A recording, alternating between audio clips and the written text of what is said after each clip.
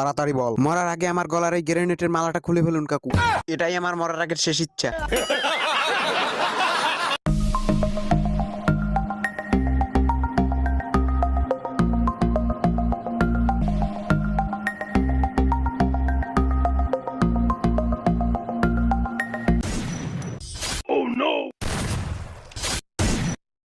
আর সালা এ কি হ্যাকার রে বাবা।